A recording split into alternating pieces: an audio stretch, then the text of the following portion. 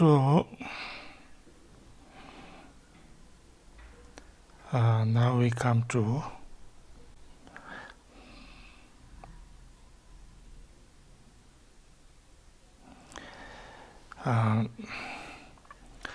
some of the questions or debates about this. First question or debate is that if this is how things are, that there is no birth, no existence, no cessation of anything, then there can't be two truths. Why two truths? There can't be two truths. So this is the stanza number 106 and 107. The question here is, if this is so, you say, there is no relative. And then the two truths, what becomes of them?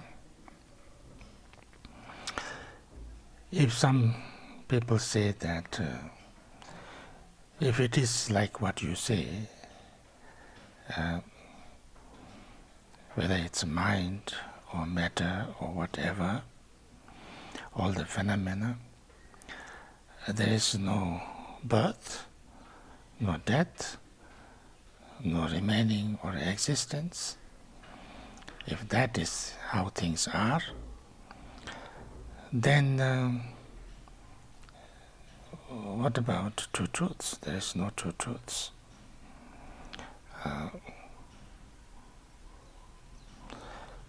Because the relative truth is not truth. It's not there, because there should not be there, because there's no birth, there's no no existence, no cessation. So if relative truth is not there, then how can there be ultimate truth? Because ultimate truth is said to be based on the relative truth, that it's not relative, so therefore it's it's ultimate. So therefore, when you talk about ultimate truth, you are also relating to the experience of relative truth. So therefore, there's no ultimate truth also. And so therefore, your positioning or your positing that there are two truths. Why you say there are two truths when there is no two truths?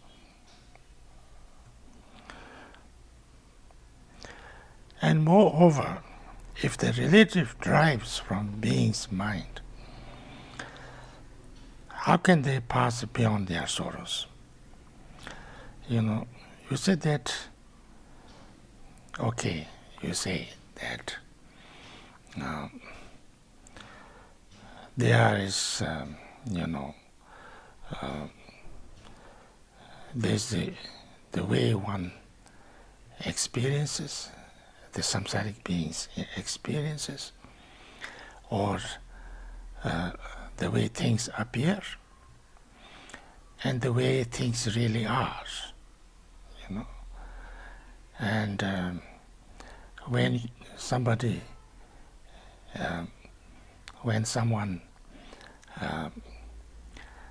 sees things as they are, then that is the absolute truth, and then they become enlightened.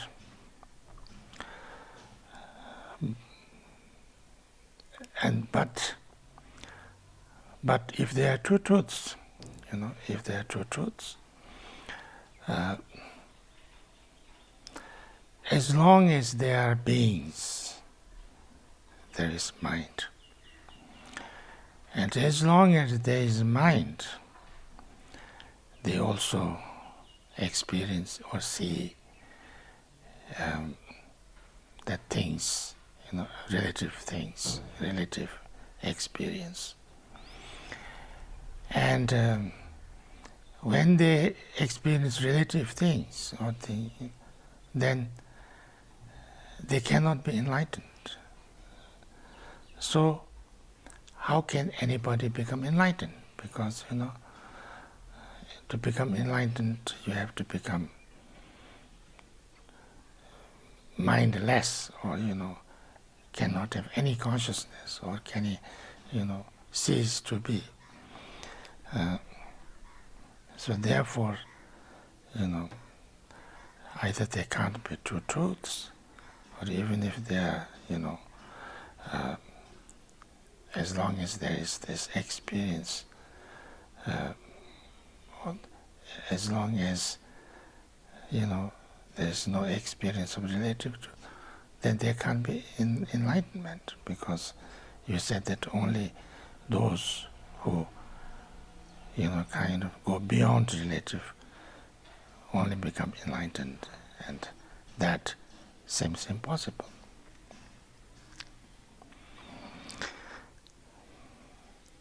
How can they pass beyond their sorrow? Means,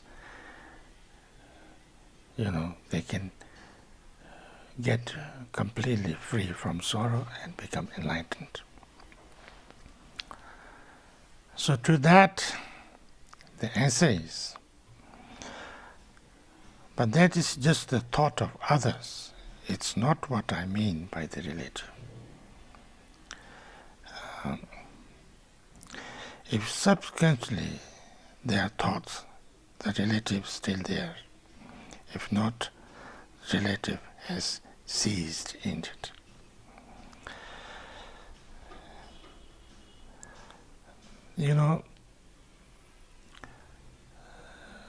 When somebody, actually they are not, in a more absolute way, there are no two truths. There's not only no two truths, there's no one truth also, because you don't kind of hold on to something saying this is the truth from the enlightened point of view. So actually go beyond of holding on anything like saying this is the truth. They become fully, free from any concepts. But when we talk about the true truths, it's just a way to,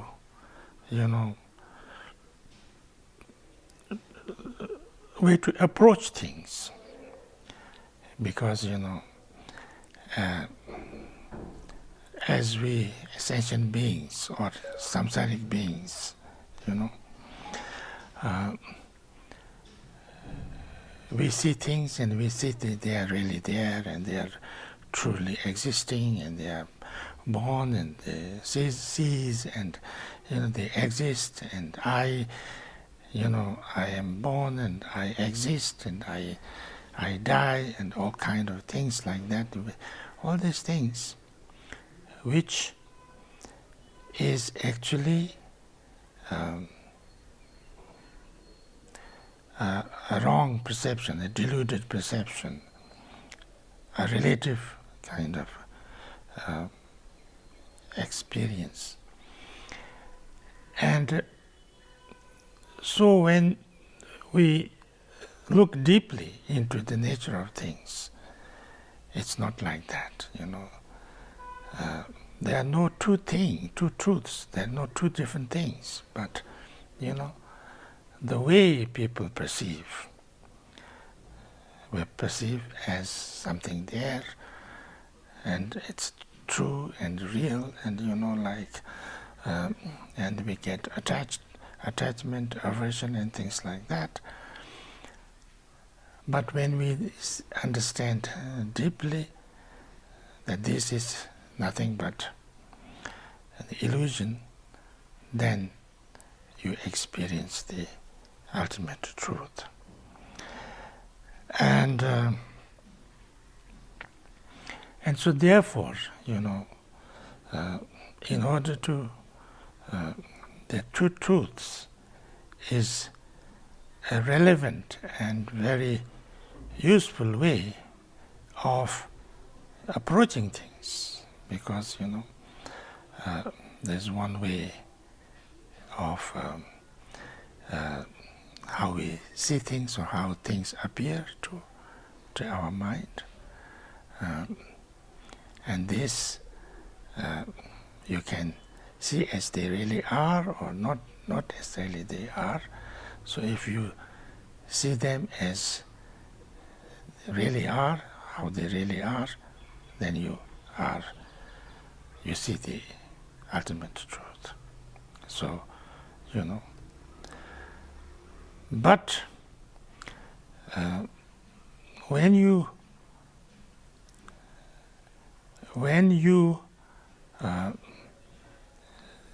are able to see the ultimate truth, the true nature of things, which is everything is there only relatively, not ultimately.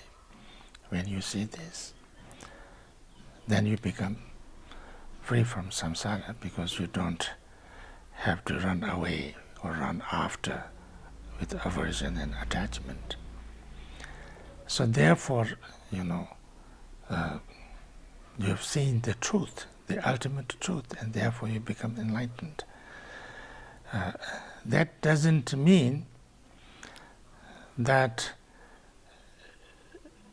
even if there are lots of other people who are still not enlightened and sees to, and experiences relative truth as real, that doesn't prevent enlightened people to be enlightened. And these enlightened people can also kind of know and understand that they are, ignorant people or deluded people, and they experience, relative truth as truth. And that doesn't prevent enlightened people to be enlightened, because a dream, you can have a dream, and in the dream you can have wonderful things. You can see most wonderful things in the dream and become very, very, attached to them. Or you can see very terrible things in the dream and then, very frightened. But when you wake up, somebody who is wake up, then, they understand, they know that all those things they saw in the dream was not real. So therefore, they are not,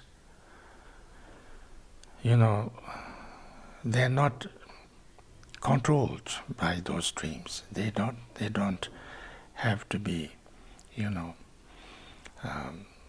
too much controlled. They see them. It was just a dream, and it was never there. So they, But that doesn't mean that somebody who is still sleeping and going through the dreams, whether it's a nightmare or whatever, the person who is awake can be very much, aware of people that's dreaming and things like that. And then they can wake them up, or try to wake them up, and make them, see that what they have been dreaming is just a dream. So therefore,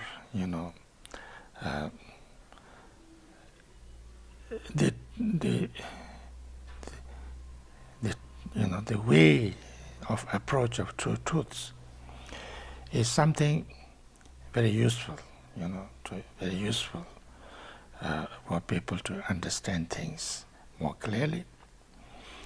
And that doesn't mean that,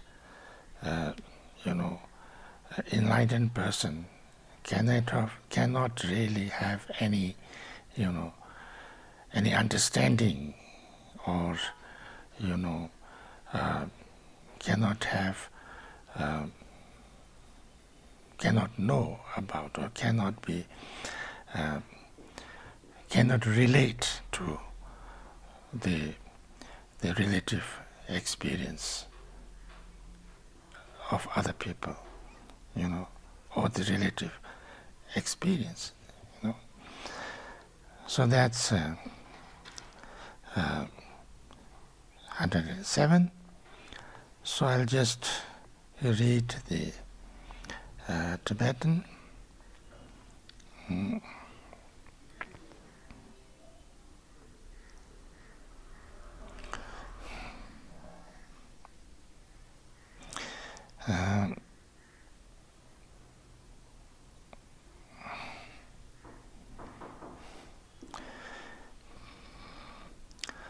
Kalte tetar kunzu me tela deni kalayu. Tenye kunzu yenji na senche nyange kalanda. Dene yensen nanto te, dene rong kunzu man. She te ngina te yu te mana kunzu me bani. So these are the two stanzas. So 106 and 7. Thank you very much.